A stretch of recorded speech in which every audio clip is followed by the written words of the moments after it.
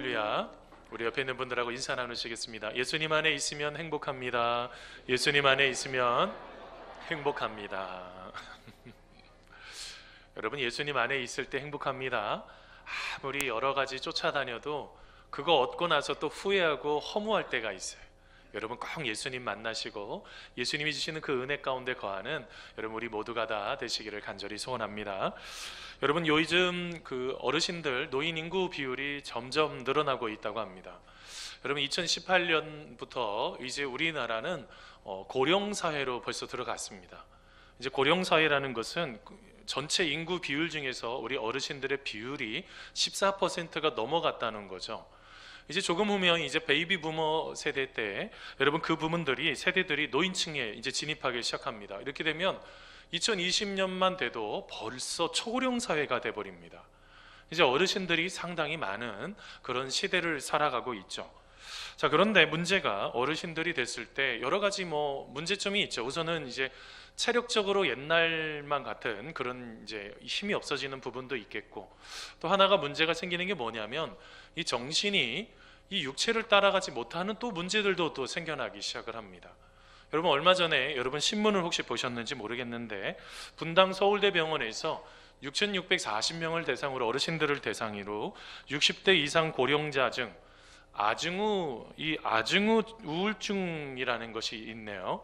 이게 우울증의 전 단계라는 것입니다. 아직 우울증이라고 하기에는 좀 그렇지만 바로 이 우울증의 바로 전 단계인 아증후 증후군이 60대 이상의 어르신들 중에서 9.2%나 된다는 것입니다. 굉장히 많으신 우리 어르신들이 이 우울증 바로 전 단계에 있다는 것이죠. 여러분, 지금 사진에 나오는 여러분 이제 서울대 김기웅 교수가요. 여러분, 이제 그런 부분들을 이제 연구해서 발표를 한 건데요. 여러분, 이제 문제가 이 아증후 우울증을 잘 관리하지 못하면 신체 기능이나 인지 기능, 기대 수명에 문제가 생긴다는 것입니다. 예를 들면 이런 분들이 있죠. 불면증으로 아주 지속적으로 잠을 못 이루시는 분들이 계세요. 그러면 그렇게 해서 이제 보통 이제 수면제 처방을 받거나 이런 처방을 받죠. 근데 또 하나 검사하셔야 되는 게 아증후 우울증을 검사해 보셔야 된다는 거예요. 여러분, 이것을 잘 관리하지 못하면 곧바로 우울증으로 넘어갈 확률이 50%에서 91%까지 치솟는다고 그럽니다. 내 마음속에 일어나는 이 마음의 감기 아니겠어요? 우울증이라는 게 이게 힘든 거라고요. 감기 걸려보시면 힘들지 않습니까? 근데 여러분, 그 힘든 것들이 나타나는 그런 문제가 있을 때 이걸 잘 관리해야 되죠. 근데 여러분, 이 우울증을요, 여러분 잘 관리하지 못하면 또 문제가 생기는 게 있어요. 그게 뭐냐면 치매가 나타나게 된다는 거예요. 치매가 뭡니까? 기억을 잃어버리는 것 아니겠어요? 아니, 내 옆에요, 아내를 두고도요, 이게 아내인지 남의 여자인지 이게 헷갈린다고요. 그래서 자기 와이프한테도 인사를 해버려요. 처음 뵙겠습니다 하면서요. 이게 여러분 치매가 참 어려운 거죠. 여러분, 이런 이야기가 있습니다. 노인 두 분이 의자에 앉아서 이야기를 쭉 나누고 있었습니다. 한 노인이 이렇게 얘기했습니다. 이봐, 나 오늘 보청기 새로 샀어. 이거 얼마나 비싼지 알아? 그랬더니 옆에 있는 분이 부러워하면서 이렇게 말했습니다. 아, 그래? 얼마인데? 그랬더니 이분이 시계를 보더니 12시야 라고 대답하더라는 거예요. 짧은 시간 안에 생각이 사라져 버리는 것입니다. 내가 지금 무엇을 들었는지를 잃어버리게 되는 거죠. 이게 어떤 문제가 있습니까? 여러분, 이런 문제가 아주 심각한 문제가 일어나게 되는 거죠. 그래서 여러분, 이 정신을 아주 건강하게 잘 관리할 필요가 있다는 거예요. 여러분, 이것을 잘 다룬 책이 있습니다. 여러분, 혹시 행복의 조건이라는 저 책을 보신 적이 있으십니까? 하버드 의과대학에서 여러분 장장 70년에서 80년 가까이 사람들을 814명을 추적 조사한 거예요. 하버드 대학 출신들을 계속 추적을 해서 아주 장시간 최장기 프로젝트이기도 한데요. 그것을 담당했던 정신과 전문의입니다. 바로 조지 베일런트라는 분이 이제 연구하게 된 건데요. 저분들이 보니까 어르신들, 이게 원래 영어 책은요, 여러분 영어 책을 보니까 뭐냐면 에이징 웰이에요. 잘 늙는 거예요. 우리가 이제 잘 늙을 필요가 있어요. 여러분, 이제 시간이 흐르면서 우리가 늙어가지 않습니까? 그러기 위해서는 이게 다 연구를 해보니까 7가지 특징들이 나타나더라는 거예요. 그 중에서 하나는 고난과 불행에 대응하는 성숙한 반응 기제라는 거예요. 여러분, 반응 기제가 뭐예요? 여러분, 우리가 상처를 받고 스트레스를 받을 때가 있죠. 자, 그때 어떻게 푸셨습니까? 짜증을 내거나 막 화를 내거나 푸는 사람은 미성숙한 반응 기제가 있다는 거예요. 이건 조금 어려움이 있다는 거죠. 어떻게 풀어야 될까요? 그 부분들을 대했을 때 조금 심각한 상황으로 풀어갈 것이 아니라 그 부분을 좀 긍정적으로, 그 부분을 어떻게 하면 좀 더 건강하게 풀 수 있을지 바로 보는 이 성숙한 반응 기제가 필요하다는 것입니다. 이거를 잘 갖고 있는 어르신들이 되셔야지 된다는 거예요. 그냥 느끼는 대로 막 분노하고 자기의 마음을 쏟아버리시면 안 되고, 그거를 이제 건강하게 풀어내는 바로 이 성숙한 반응 기제가 노년 생활을 행복하게 만들 수도 있다는 거예요. 또 하나는요, 여러분, 교육 연수예요. 여러분, 공부하시는 게 쉬우셨습니까? 어려우셨어요? 공부를 좀 제대로 하셨으면 되게 어려우셨을 거예요. 하면 할수록 어려우셨을 거라고. 여러분, 공부가요, 여러분 공부를 계속한다는 건 뭘 말하냐면 자기 관리예요. 그리고 인내심이에요. 그 앉아서 그 계속 공부하려고 그러면 여러분 얼마나 힘이 들어요. 그것을 통해서 뭘 배우는 것입니까? 자기 자신을 어떻게 관리하고 어떻게 자기 자신을 풀어가야 될지, 그 다음에 교육의 연수에 따라서 자기 인생의 미래가 또 달라지지 않습니까? 이제 그런 부분들을 볼 수가 있는 거죠. 그 다음에 이제 세 번째는 결혼 생활인데요, 이게 안정적인 결혼 생활이 되셔야 돼요. 그리고 네 번째는 금연이에요. 여러분, 담배 피우시는 분들 한번 손 들어보세요. 이게 이렇게 하면 또 아무 생각 없이 손 버쩍 드는 분이 계실지 모르겠어요. 여러분, 이 금연을 잘 하셔야지 된다는 거예요. 이게 왜 그러냐면 자기가 스트레스를 뭘로 푸는 거예요? 간단하게 담배 피우면서 그 스트레스를 풀어내는 거예요. 중독이죠.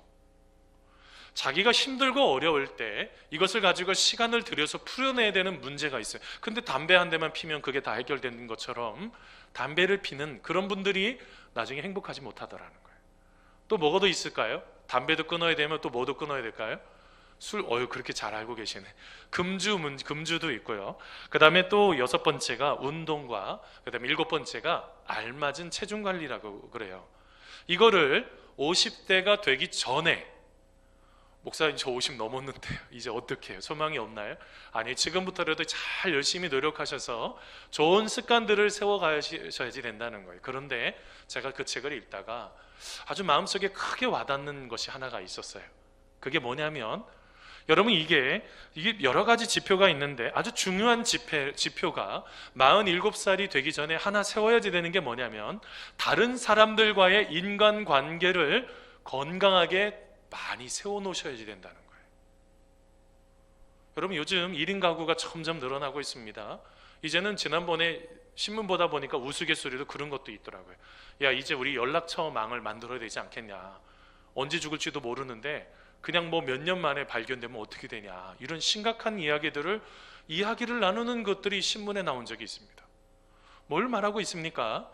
인간관계가 중요하다는 거예요. 사람들과의 관계가 건강해야지 우리가 그 모든 것들을 잘 풀어낼 수가 있다는 거예요. 여러분, 그 책에 쭉 읽다가 보면 품위 있는 이제 노년 생활을 맞기 위해서 어르신들이 몇 가지가 중요한데, 품위 있는 노인들, 어르신들은 이런 것이 나타난다는 거예요. 그들은 다른 사람들을 소중하게 보살핀다고 그래요. 그리고 새로운 사고에 개방적이고 이 신체 건강이 조금 여의치가 않아도 누군가를 돌보려고 노력한다는 것입니다. 몇 가지가 또 있어요.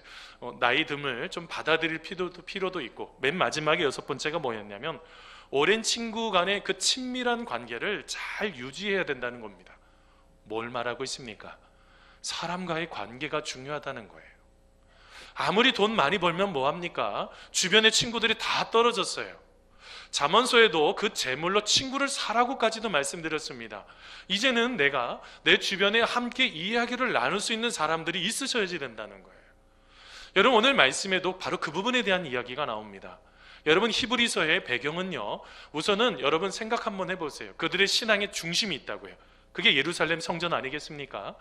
유대인들에게는 예루살렘 성전이 중심인데 이게 허물어져 버렸어요. 여러분, 생각해 보세요. 내가 나의 신앙의 근간을 붙잡고 있는 그것이 무너져 버렸어요. 어떻게 될까요? 너무 고통스럽다고요. 무엇인가를 다시 세워야지 되는 것입니다. 그래서 오늘 히브리서 말씀의 전체적인 맥락은 이제는 사람의 힘으로 아무리 율법을 따라가고 성전을 그렇게 잘 따라간지 할지라도 이 모든 것들은 다 무너진다. 우리는 예수 그리스도의 보혈에 힘입어서 이제는 깨끗하게 용서함을 받은 사람이니 이제는 믿음으로 담대히 나가야 된다. 그 부분을 강조하는 것입니다. 또 하나는 이제는 혼자만의 신앙이 아니라 함께 성장하면서 건강하게 바로 그 부분들을 풀어가야지 된다라는 것들을 크게 강조하는 게 바로 이 히브리서입니다. 여러분, 오늘 말씀을 통해서 무엇을 발견할 수 있어요? 여러분, 우리의 삶도 얼마나 많이 흔들리는지 몰라요. 여러분, 이 흔들림 속에서 우리의 신앙을 지켜내는 것들이 너무너무 중요한데요, 어떻게 알 수 있을지 우리 같이 한번 고민하는 시간 되기를 바랍니다. 첫 번째는요, 한번 따라서 해보세요. 어떻게 그 모든 부분들을 흔들리지 않고 함께 성장할 수 있을까요? 첫째는요, 한번 따라서 해보세요. 하나님을 향한 소망의 줄을 굳게 붙잡아야 됩니다. 자, 여러분, 오늘 말씀 히브리서 10장 23절 말씀인데요, 같이 한번 읽어보겠습니다. 약속하신 이는, 같이 읽습니다. 시작. 약속하신 이는 미쁘시니 우리가 믿는 도리의 소망을 움직이지 말며 굳게 잡고. 아멘. 여러분, 우리가 삶을 살다가 보면요, 바닥부터 모든 게 흔들려 버릴 때가 있어요. 여러분, 제가 질문하려고 그래요. 여러분, 예수님 잘 믿는데 병에 걸릴 수도 있을까요? 여러분, 예수님 잘 믿는데 실패할 수도 있을까요? 여러분, 예수님 잘 믿는데 사람과의 관계가 어려울 수도 있을까요? 여러분, 당연히 우리의 삶의 근간이 흔들려 버릴 때가 있다는 거예요. 그런데 아무리 여러분 우리가 무엇인가를 잘 세웠다고 해도 우리의 모든 것들이 이렇게 흔들려 버릴 때가 있단 말입니다. 그런데 가장 많이 흔들려 버리는 사람이 있어요. 오늘 말씀대로 표현하면 무엇을 잃어버린 사람일까요? 소망을 잃어버리는 사람이에요. 내가 이 시간 힘들고 어렵지만 이 시간을 잘 견디기만 하면 하나님께서 은혜 주실 거야. 내가 지금 눈물 나고 고통스럽지만 내가 이 시간을 잘 견디게 되면 하나님께서 나와 함께 하시니 분명히 내가 웃을 수 있는 날이 올 거야. 이 믿음에 대한 이 소망이요, 이 소망을 우리는 보여줘야지 된다는 거예요. 여러분, 혹시 여러분 톰 레이너라는 분이 쓴, 목사님이 쓰신 누가 내 강대상을 옮겼나 라는 책이 있습니다. 여러분, 이거는 목회자들을 대상으로 쓴 책이기도 하지만 성도들이 읽어볼 수도 있는 책이에요. 여러분, 이 책에 보면 지도자들, 리더들은 여러분 소망을 보여줘야지 된다는 것입니다. 소망을 보여주지 못하면 리더가 될 수가 없어요. 여러분, 우리가 무엇인가를 소망을 보여줘야 되는데 그런 분들은 세 가지 일을 한다고 그래요. 첫 번째는요, 날마다 말씀을 읽는다고 그래요. 하나님의 말씀을 날마다 읽는 사람이 소망이 있는 것입니다. 자꾸 무엇인가를 내가 다른 것들을 가지고 어떤 스펙을 쌓거나 경력을 쌓거나 무슨 능력을 갖춰야지 내가 어떤 것들을 소망을 보여주는 게 아니라 뭐가요? 하나님의 말씀, 가장 기초 중에 기초를 못하면 이거는 우리의 소망을 드러낼 수가 없다는 거예요. 또 하나는 소망을 전해줘야지 된다는 거예요. 어떤 분은 만나기만 하면 부정적인 얘기를 하는 사람이 있어요. 참 피곤하죠. 여러분, 왜 소망의 이야기들이 얼마나 많이 있는데 그런 부정적인 얘기를 해요? 여러분, 우리가 소망의 이야기를 나눠주게 될 때 행복하잖아요. 그뿐만이 아니라 너무 이상적인 것, 높은 것만 추구하지 말고 낮은 열매, 작은 일을 통해서도, 예를 들면 내가 누군가를 섬기면서 내가 누군가를 도와주면서 누릴 수 있는 그런 작은 열매를 통해서 우리가 다른 사람에게 소망을 줄 수도 있다는 거예요. 알잖아요. 저 집사님 힘든데, 아니 그렇게 힘든 그 집사님이 아이 세상에 그냥 활짝활짝 웃으시면서 안내를 하고 있는 거예요. 여러분, 왜 성도들이 모르겠어요? 그 힘든 거, 어려운 거를. 그런데 여러분, 그 얼굴의 모습 속에 소망이 있는 거잖아요. 바로 이 소망을 보여주는 인생이 되셔야지 된다는 거예요. 근데 여러분, 오늘 말씀의 그 소망인데요, 이 소망은요, 조금 그 앞에 붙는 수식어가 좀 여러 개가 있었어요. 어떤 소망입니까? 우리가 믿는 도리의 소망, 이렇게 표현되어 있어요. 여러분, 우리가 믿는 도리의 소망은 뭘 말하고 있는 것입니까? 여러분, 이것은요, 이렇게 표현을 할 수가 있어요. 한번 따라서 해보세요. 우리가 고백하는 신앙, 이렇게 표현을 할 수 있어요. 이렇게 번역도 할 수도 있어요. 여러분 무엇을 말하고 있는 것입니까? 나 혼자서요? 아니라고요.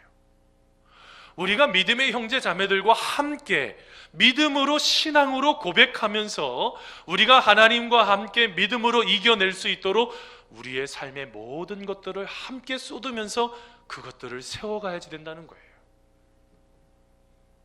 그 모든 것들이 여러분 얼마나 중요한지 몰라요. 그렇게 하면서 어떻게 하는 것입니까? 그 소망을 가지고 믿음으로 버텨내는 거예요. 여러분, 저는 얼마 전에 A.W. 토저 목사님이 쓴 하나님은 굶주린 영혼을 먹이신다는 책을 보다가 참 여러 가지 생각을 참 많이 했어요. 지금의 시대는요, 믿음을 가지고 잘 버티셔야지 된대. 잘 버티셔야지 된대. 여러분, 예를 한번 들고 있어요. 거기 책에. 여러분, 만일 여러분의 이웃집이 밤과 낮으로 얼마나 시끄럽고 TV도 얼마나 크게 틀어놓던지 문도 꽝 하고 닫아요. 자, 여러분은 어떤 마음이 드세요? 너무 행복하다. 그런 사람이 누가 있어요? 여러분, 그럴 때 어떤 마음이 드세요? 표현을 한번 해보세요. 짜증나죠. 그런데 그 A.W. 토저 목사님 말하는 게, 믿음을 갖고 있는 사람은 그거를 짜증나는 걸로 표현하면 안 된다는 거예요. 그 부분들을 여러분, 그것 속에서 좀 힘들지만 잘 믿음을 가지고 잘 견디셔야지 된다는 거예요. 잘 견디면 어느 시점 되면 여러분, 그분이 이제 떠나게 된다는 것입니다. 또 이런 예도 들었어요. 여러분, 이웃집에 사람의 개가요 끊임없이 짖는 거예요. 얼마나 시끄러운지 몰라. 자, 그러면 여러분 어떻게 해야 된다고요? 가서 옆집에 가서 문 쾅쾅쾅 두드리면서 짜증내지 말고, 예수 믿는 거 그 옆집에서 알고 있는데 그렇게 하는 행동이 여러분 바람직한 행동이 아니라는 거예요. 어제도 한참 자려고 하는데 위층에서인가, 우리 권사님 댁은 아닌 것 같은데 2층에서 우리 얼마나 시끄러운지 몰라요. 쿵쿵쿵쿵. 그래서 막 속으로 막 그랬어요. 하나님, 자야지 이제 내일 새벽에 가서, 오늘 아침에 가서 말씀 나누는데 하나님 저것 좀 멈춰주세요 하면서 이제 기도하기 시작을 했어요. 기도하기 시작하는데 제가 잠들어 버렸더라고요. 그거는 계속 그러고 있었을 것 같아요. 왜냐하면 금방 멈추는 것은 아니었으니까. 여러분, 이 행동이 중요하다는 거예요. 어려움이 들었습니다. 어려움을 깨달았습니다. 그러면 그걸 짜증을 내시면 안 돼요. 믿는 사람인 줄 다 알고 있는데 뭐가 필요하다는 거예요. 그것이 마음속에 분노가 일어나고 짜증도 일어나고 어려움도 일어나겠지만, 여러분, 그 오늘 말씀에 오늘 하나님이 어떤 분이시냐는 거예요. 오늘 말씀에 하나님은 어떤 분이시래요? 약속하신 이는 뭐 하시다고요? 미쁘시대요. 여러분, 미쁘다는 게 뭐예요? 한번 따라서 해보세요. 믿음직스럽다, 신실하다. 누가요? 우리 하나님이요. 아니, 왜 그 문제를 가지고 마음속에 감정이 흐트러져 버려요? 그 문제를 가지고 하나님 앞에 내어 맡기셔야죠. 여러분, 그 어려움들을 가지고 하나님 앞에 내어 맡기셔야죠. 도대체 하나님께서 그 모든 것들 가운데 문제를 풀어내시고 신실하게 그 모든 것들을 하나씩 하나씩 다 해결하시는 분이신데, 그렇다고 한다면 여러분, 그 문제 가운데 우리가 진정으로 우리가 믿는 그 도리의 소망을 가지고 우리 하나님께서 해결하실 것이다, 우리 하나님의 그 모든 것들을 감당하실 것이다 라는 그 믿음을 가지고 우리 신실하신 그 하나님 의지할 때, 기도할 때 여러분, 하나님께서 풀어주시지 않겠습니까? 사랑하는 성도 여러분, 우리가 자꾸 흔들리는 이유가 있어요. 우리가 가지고 있는 그 어려움들, 여러분, 신실하신 하나님 여러분 더욱더 의지하게 될 때 그 모든 문제가 풀려지는 그런 인생이 될 줄 믿습니다. 사랑하는 성도 여러분, 우리의 삶 속에 여러분, 하나님 영원히 미쁘신 분이세요. 영원토록 우리와 함께 하신다고요. 여러분, 그 하나님 의지하시면서 기도하면서 문제들 하나씩 하나씩 풀어내는 소망의 줄을 꼭 붙잡고 나아가는 우리가 되기를 바랍니다. 두 번째는요, 오늘 말씀에 뭐라고 말씀하시냐면 성도들의 관계의 줄이 연결되어야 된다라고 말씀하고 계세요. 여러분, 오늘 말씀 히브리서 10장 24절 말씀입니다. 같이 한번 읽어보겠습니다. 서로 돌아보아. 같이 읽습니다. 시작. 서로 돌아보아 사랑과 선행을 격려하며. 아멘. 여러분, 오늘 말씀에 보면 이 격려하며 라는 단어가 있어요. 여러분, 이게요 파록시스몬이라는 헬라어인데요, 이게 어떤 뜻이냐면, 여러분, 싸울 때 화가 확 나요. 화가 나가지고 막 논쟁을 하듯이 그렇게 어떻게 해요? 뜨거운 열정을 가지고 내 옆에 있는 형제 자매들을 사랑하라는 거예요. 여러분, 여기에서 사랑과 선행을 격려하며, 여러분, 여기서 사랑이요, 아가페예요. 여러분, 하나님께서 나에게 주시는 그 사랑이요, 그리고 여러분, 선행이요, 여러분, 내가 원하는 대로 착한 일을 하는 게 선한 행위가 아닐 수도 있다는 것을 여러 번 말씀드렸습니다. 상대방이 원하는 것을 해야지 선행이죠. 내가 원하는 것을 막 해놓고 나서 착한 일을 했다고 착각하시면 안 돼요. 상대방은 고통스러운데. 자, 이 두 가지를 가지고 어떻게 해요? 여러분, 이렇게 여러분 선행과 사랑과 선행을 가지고 어떻게 해야 된다고요?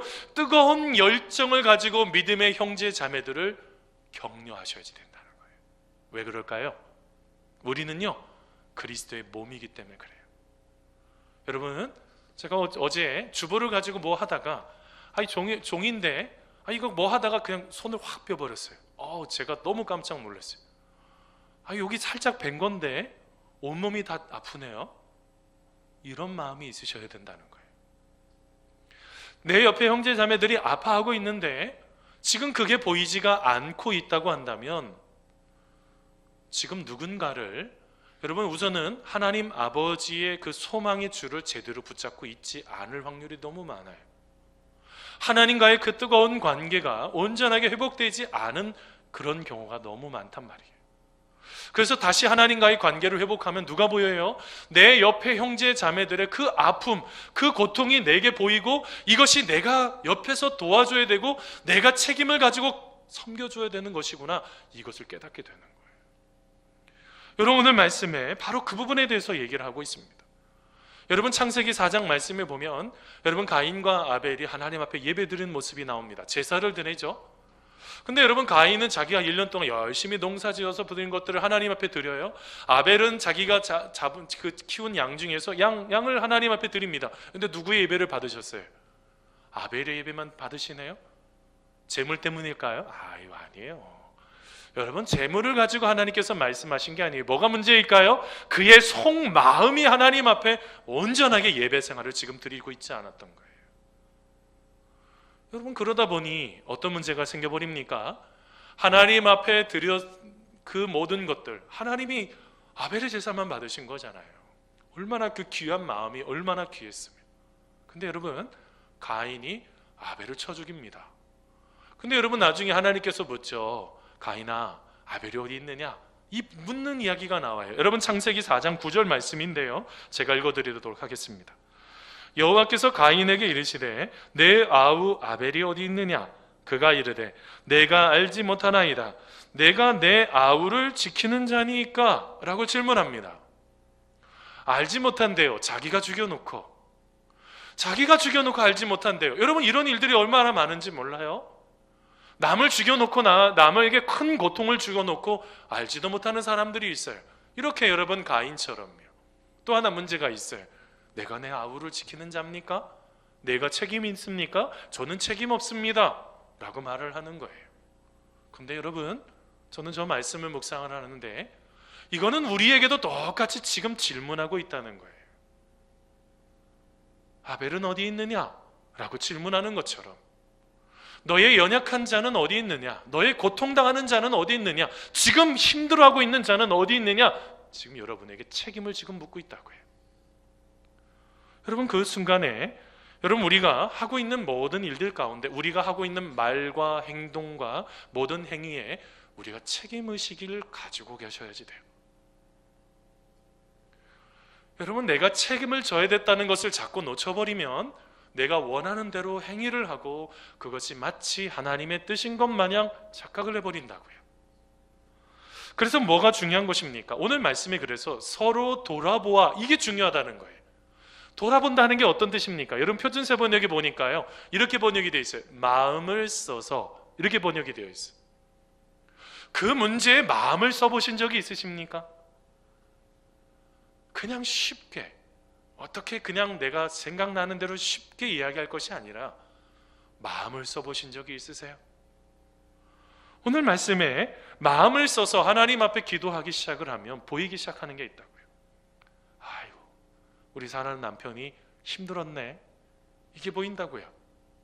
그러면서 어떤 말을 할까요? 아주 뜨거운 마음으로 남편을 향해, 여보 많이 힘들었지? 얼마나 힘들었어? 야, 요즘 그렇게 경기도 어려운데 잘 견디고 있네.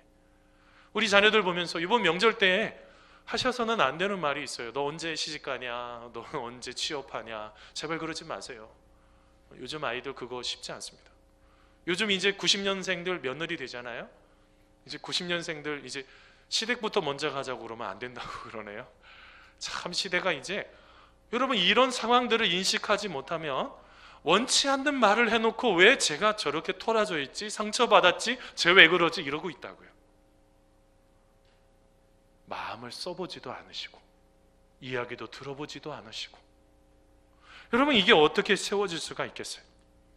여러분 격려의 말 한마디가 인생을 살리는 것입니다. 사람을 살리는 거예요.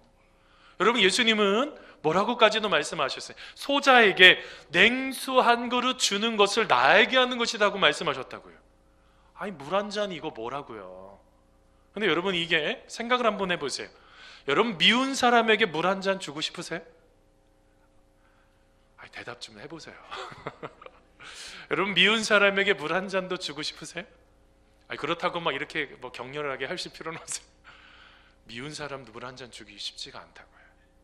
근데 이 부분에 대해서 상담가인 여러분 크랩이라는 분이요, 이 부분을 연구를 해본, 도대체 이런 의미가 뭘까? 이게 뭐냐면 바로 이 용납과 격려의 말이라는 거예요. 용서가 아닙니다. 용납이요. 우선은 받아들이시는 거예요. 아니 저분이 지금 목이 말라서 힘들어하는데 내가 지금 물을 주지 않으면 저 사람은 너무 고통할 수밖에 없는데, 그렇게 안 되니 우선은 저 사람이 지금 물을 마셔야 되니 내가 우선은 용납하고, 그리고 또 어떤 마음으로요? 격려하는 마음으로 격려해야지 된다는 거예요. 여러분 이게 지금의 시대에 목마른 사람들에게 필요한 말이라고요. 그런 필요한 행위라고요. 여러분 주변에 얼마나 많은 사람들이 목말라는지 모릅니다. 그 사람들을 보면서도 우리가 모른 척하면 안 된다는 거예요.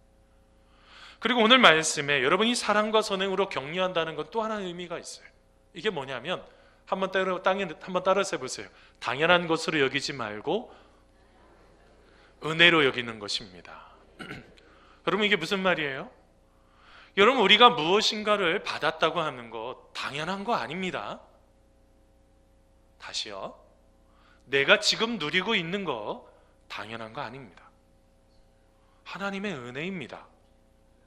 우리는 이거를 자꾸 놓쳐버려요. 내가 열심히 무엇인가 열심히 해서 그럴까요? 여러분 하나님 한순간 가져가시면 한순간인데요. 얼마 전에 이제 제 딸이, 큰딸이, 얘가 이제 태어나서 처음으로 이제 아르바이트를 지금 하고 있습니다. 알바를 지금 하고 있어요. 놀다 보니까 돈이 필요한데 이제 어떻게 하다가 이제 학교 가기 전까지, 대학교 들어가기 전까지 얘가 열심히 이제 얘가 아르바이트 하는 거예요. 최저시급 지금 얼마 올랐는데 얼마인지 잘 모르겠어요. 그 최저시급을 받고 토요일날 주일날 그 시간에만 딱 가서 봉사를 하는 거예요.